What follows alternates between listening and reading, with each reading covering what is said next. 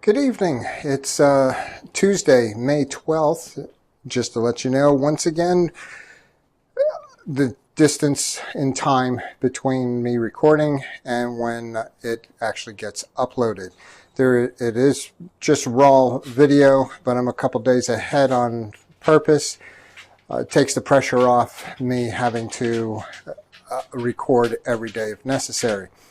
Anyways, the updates that I have for you is that the solar, we are still waiting for U.S. Solar to send that replacement panel that broke. And it is only the beginning of the week. I haven't seen anything on the website that tells me that it's on its way yet. No notification either.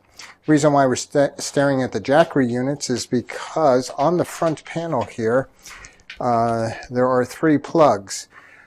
One of these plugs goes to the office, one to the fish aquarium, another to the freezer, and that freezer also splits off into some other miscellaneous usage. And the panel just turned off. I'm going to hit that button there. These units drain down to about 50%, maybe 60% on the small, 53 on the large. And we've had a sunny day after 3 days of rain and cloud. And I just want to let you know that while those units were on, and it being a sunny day, I decided that we were going to do the whole house. So right now, the 30 amp cord is going up out the window and up into the box outside, and we are running the house off of this, and we've been doing so since about 1 o'clock. That actually, no, I'm sorry, 11 o'clock this morning, and doing quite well, holding itself.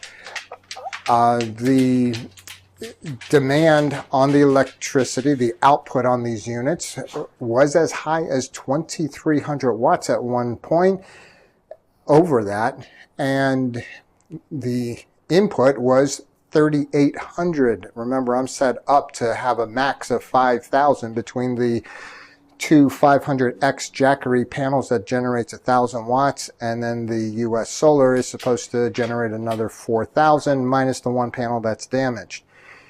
And the usual case is that you never get fully all the wattage input anyways.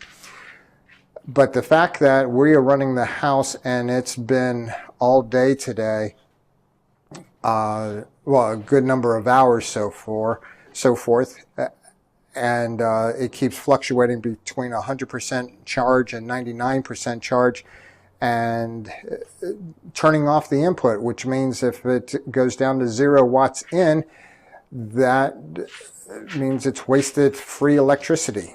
And that's why we need another battery unit, but that's on hold until we find out the employment situations happen to settle down. Excuse me, I'm still recovering from that cold. I'm not letting it recover because of the activity that I'm involved with. So that's the Jackery update. Let's move on elsewhere. Well, here's the update regarding the radiant foil that I'm installing. As you can tell, when one project is on hold, I don't sit still and I move on to another project. We have one entire row installed. We installed a good portion of the second, ending just shy of completing it. The purpose, again, of the radiant foil is to prevent the government from using their satellites to spy. No, that's not it. Okay, it's so that the aliens can read our mind. No, that's not it either. Oh yeah, that's right. It gets awful hot up here.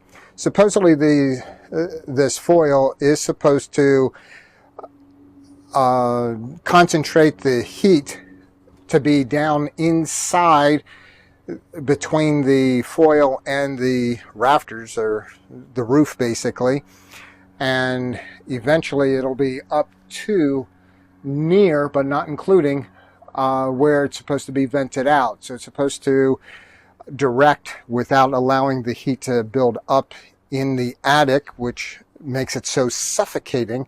And that's why this is being installed, because it gets so suffocating on in the bedroom area. And that's where we're just above, by the way. And the status again is that right now, this too, by the way, is on hold because this is a rainy day project. This is not a sunny day, get outside day. I like being active outside, but when there's a rainy day project, I start one, and since it's not bothering anybody, we'll just leave it sit. Tomorrow being Wednesday, it's supposed to be raining, and we'll get back to it. It's always fun to try and get around these little obstacles here, but with the tape that is to be used, that'll patch up real nicely there. So again, got some rolls of radiant foil. Ordinary tin foil is supposed to work, as I mentioned last time, but I think it's too flimsy. I could easily put my elbow through it, and knowing myself, if I ever have to crawl through here for whatever reason, I'll end up tearing it and have to keep patching it. This stuff is very sturdy, and as a side note, they recommend that the only tools you need happens to be a staple gun, obviously staples, some tape, cutting knife. Used the cutting knife on the foil, and I didn't like the results.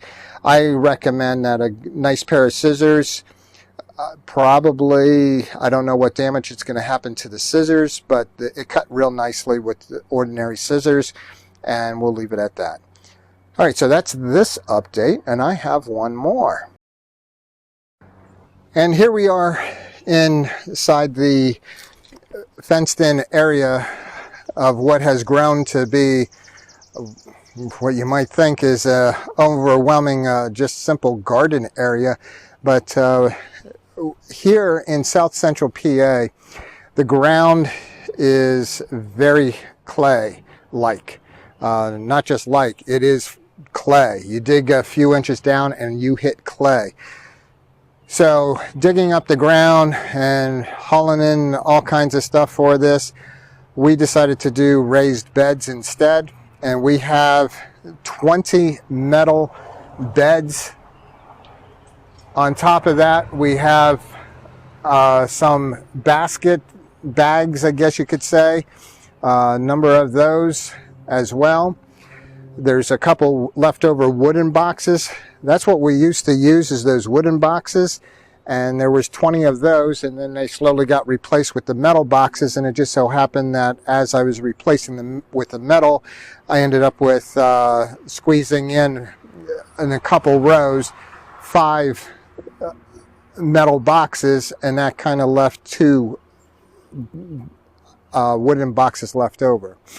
And so my project, because we're waiting for the last frost to happen, and we might be getting a late start, but we just had a frost overnight once again. But I'm putting mushroom mulch in each one of these, and that's today's project after having this dropped off. The company that drops this off is just around the corner, so I save a lot in delivery fees. And so that's just mushroom mulch and just topping it off, because between the last year and this year, they kind of sink down. And so just topping things off. Our strawberry patch, can't complain about that. It comes in beautifully every year. As far as the rest of the garden, we're still experimenting. I can't say we have a green thumb. Tomatoes come in fine, peppers come in fine, but anything of substance like peas and things that you could store for longevity, haven't been too successful with that. Some herbs, yeah, that also works. But got a late start on this today. And oh, by the way, just to let you know that because of the uncertainty of the employment, I took the day off again. This is the second Tuesday in a row to take off and get things done. They don't have to let us know who won the contract until, believe it or not, there's a school bus going by. Sorry about that. A school bus just went by. Anyways, they don't have to let us know to Saturday now. That's the official notice that we were told. Who won the contract? Don't know. And obviously hoping for the best. But in the meantime, between now and July 15th, which is the last day of employment on the current contract, we're expected to kind of use up our time in case we don't get renewed. Now, if we get renewed, then I put a stop to these vacation days. But I have at least 1 day a week to take, and I think I still have some leftovers because as I'm taking it, it accumulates every paycheck. So today was grass cutting day. I outlined the grass, and my son is finishing up in the backyard as we speak. So it's a team effort here. The reason why I pointed it out is here in South Central PA, give it just a little bit of rain. Man, the whole place just was overgrown, and it took forever. So that's why I got a late start. So I have 3 projects going on. I shouldn't say 3, maybe 4. What are we standing in the middle of? Is this just a garden area? Let me back up here. And what you are standing inside of is a construction of what's supposed to be totally fenced in, but I'm going to try and wrap it in special plastic, not just ordinary plastic, and make this a type of greenhouse and see if we have better experience that way. And right now I only have 2 trellises up, and I need to put a whole bunch more. So that is where we're at. So you got a Jackery update, a radiant foil update, my mulching project, and now you've been informed that I'm trying to make a makeshift greenhouse out of this. It's not an official greenhouse because I did check with zoning, and I said that, hey, we're wiring everything together. There is a roof to it. My neighbor got a little leery. He said, hey, as soon as you put a roof on it, you got to get it zoned. And so I contacted the zoning commission. They said, nah, it's not really a structure. And it's right. It's just wire, wood, and I'm going to wrap it in plastic. Maybe. I still don't have the plastic. I have all the wood. I have all the chicken wire to keep the critters out, and that's very helpful because last year we gave birth to 4 or 5 families of bunnies right in the right in our boxes. And I don't know if you could see this, but that's a leftover hole. When the plants were coming up, they would burrow in there, and yeah, 5 of the boxes, or 4 at least, had remnants of a bunny nest. So that's my plans, and it looks like over here in the corner, I didn't even check this yet this year, but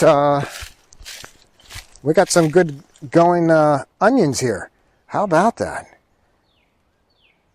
All right, that's it for May the 12th, and we'll check with you again. Take care and stay safe.